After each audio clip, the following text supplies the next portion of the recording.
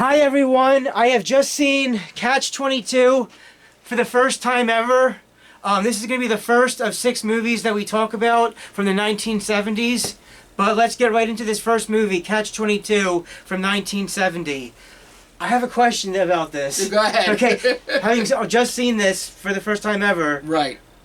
Ellen Arkin. Yes. Very beginning of the movie, Ellen Arkin is knifed by this guy outside somewhere. Right. Then at the very end of the movie, I'm assuming it's the same guy, he gets knifed at the end by some guy. What is all that about? Okay, so with, in talking about story arcs and how you start and finish, so that starts his journey to get out of the Air Force by proving he's insane. Right. So my follow-up then, by the end of the movie, when that scene happens again, does he get out from the water or no? No, he dies. I think he dies inside the water. Yeah. Oh, according to the novel. Yeah. So if I remember correctly. So when that last part, when he's all out in the water like that, so he just okay. That's it. Okay. So. But it's just like the knife thing happens in the beginning and the end. Right? Exactly. It's like this. It's really the symbol of how he's trying to prove he's insane to get out of the Air Force, our Army, whatever, the Army Air Force at that time,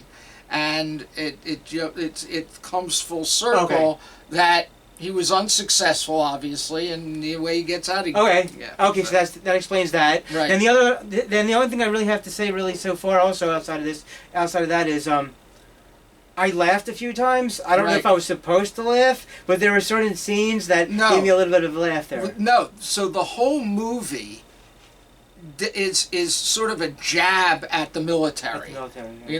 And how guys were making money off the military, trying to... Wasn't it like the higher officers were making money off of it? Yeah, and it was, also to show the insanity of war, right? Just like, how do you get out of an insane situation by pretending you're insane? Right. That means you're normal. Right. And that's his journey. So, and that's, by the way, that's the Catch-22. Catch-22 is a phrase that means in order for something to happen, you have to do something else, but in order for that to happen, you have to do the thing you're trying to do in the first place, and it's a Catch-22. It's like the equivalent of a dog chasing its tail, right? The more he moves, the more he can't get his tail, but he tries to get his tail, he has to move, right? So that's the Catch-22. That's what that phrase means. And so, as you meet each of the characters in the movie who don't think that they're crazy, you find out that they're all crazier than Yossarian. That's his character name, yeah. Right. So they actually end up being even, they're crazier than him. How do you get out? You're pretending to be insane. How do you get out when everybody's more insane than you are? No, let's talk about some of that other cast. Sure. So he I guess he's kind of like the main character mostly. Yes. Right. Now this had so many names that when they got bigger after that movie. But absolutely. There's there's the guy that in Psycho. The one guy from Psycho, 10 years earlier. Okay. And you have to check the cast list. I'll tell you what I'm talking about. Oh, I'm trying to think who you're talking about. If you go to the movie itself, it'll show the cast list. Yeah. Keep scrolling the names, the guys.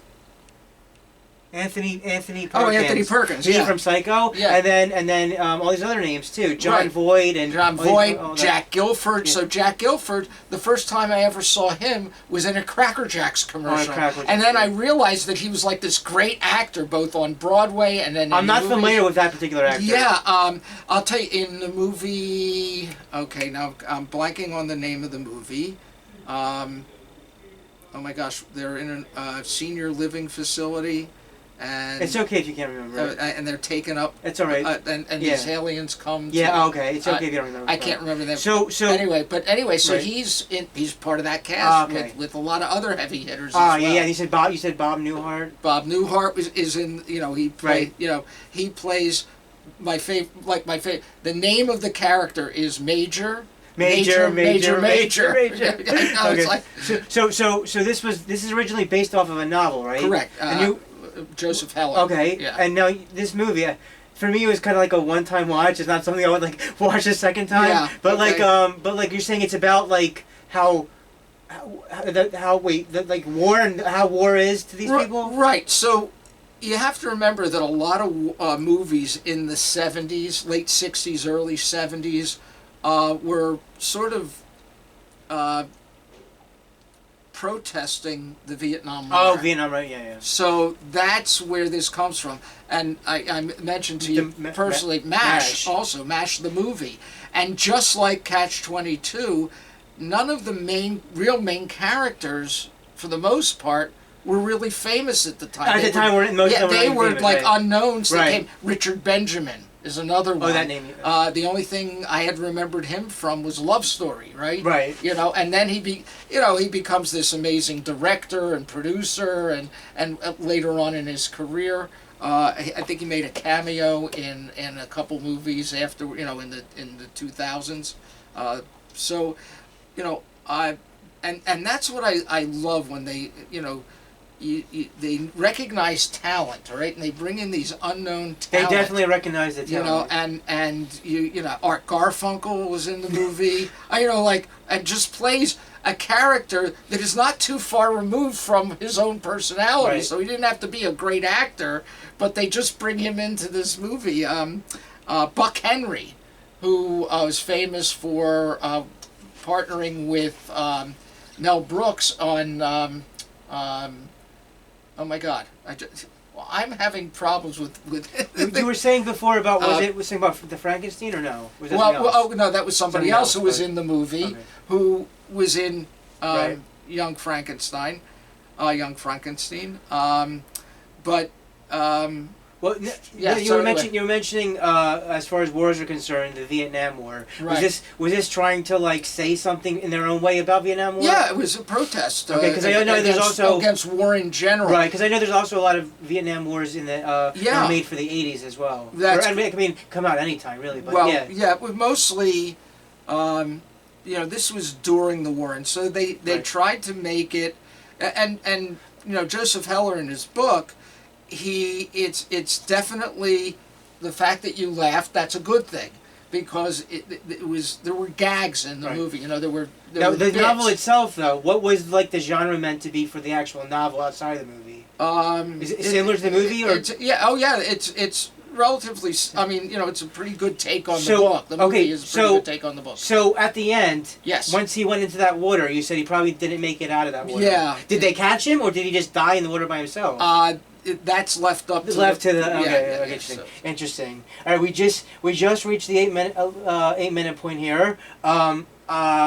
Is there anything else you think the audience should know about Catch-22 the movie to make them maybe want to check it out if they've never seen it? Yeah, again, you have all of these actors who you would recognize later on. Later on, for when they got more, when they got famous, and more well known, and they give amazing performances. They work really well together.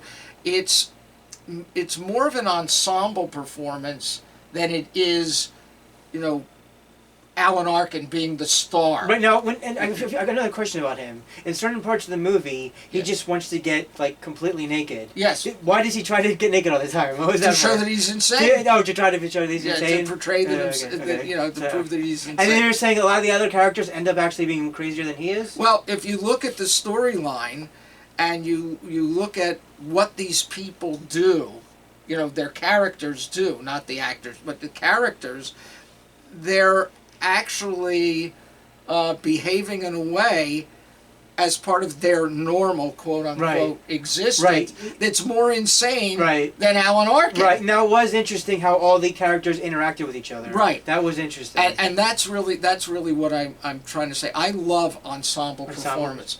I absolutely love it when not one star stands out, or it's about that character so much, but I love it when actors really work together. That's why I loved, that's why I love MASH. MASH was also an ensemble performance. It wasn't. You're talking about the movie. The movie, yeah. It wasn't Elliot Gould. It wasn't Donald Sutherland. It wasn't Tom Skerritt. It was all of them together and how they interact. Okay. Now this other movie you recommended to me to watch in the 80s. Is that also an ensemble or no? The In-Laws to check out. Oh, the In-Laws? Oh my gosh, the In-Laws with Peter was Falk. Was that an ensemble or no? And Alan Arkin. Oh, it also has Alan Arkin. Yeah, in it? that's what I'm saying. That's more I made the connection. Okay. And you know, would you say that movie? That movie is more about it was more about Alan Arkin and Peter Falk's character that focuses on those two characters. Yeah, all right. Two characters. I probably have to try to catch out this In-Laws for the 80s to check it out. Yeah. All right. Okay.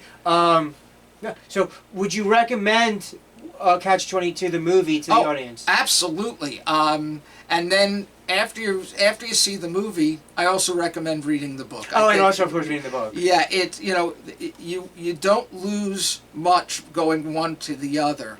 And Joseph Heller's a wonderful That was the author of the novel, right? Of the novel, yeah. Oh, okay. And I think they were pretty true to the book. Obviously, you take artistic license in a movie, but I think it was pretty true to the book. So... I noticed the movie did try to do that a lot with the license, of how everything was portrayed with that. Right. All right. What are your final thoughts on Catch-22?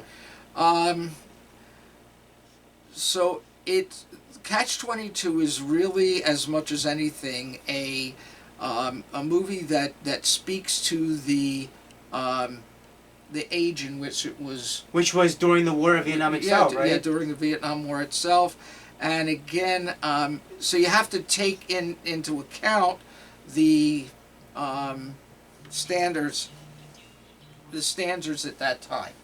So, you know, and also the culture, the American culture at that time as well. How was the American culture at that time? Well, at that time you were toward the end of the beatnik hippie, so many people were still involved in that. Was the beginning, I hate to admit it, but it was the beginning of the disco age, where people, so it was that going from one type of culture to the other part of it. Where if you really want to say something about the difference between the 60s and the 70s. In the 60s, people were really cared about what was going on in the world. In the 70s, it was more internal. You could see just like more internal in the 70s. You could just see by the way the kinds of dress, the kinds of the cultural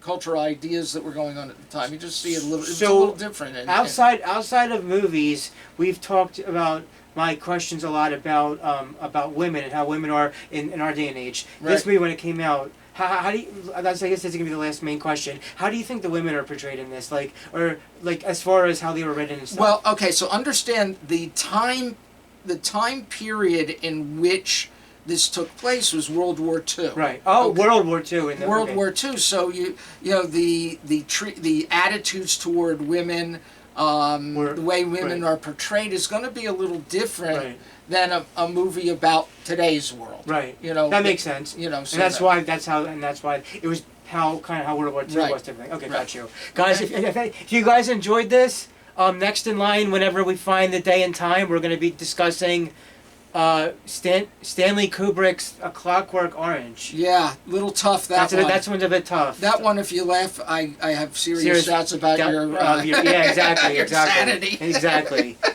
Absolutely. It's well stated, exactly how you stated that. Absolutely.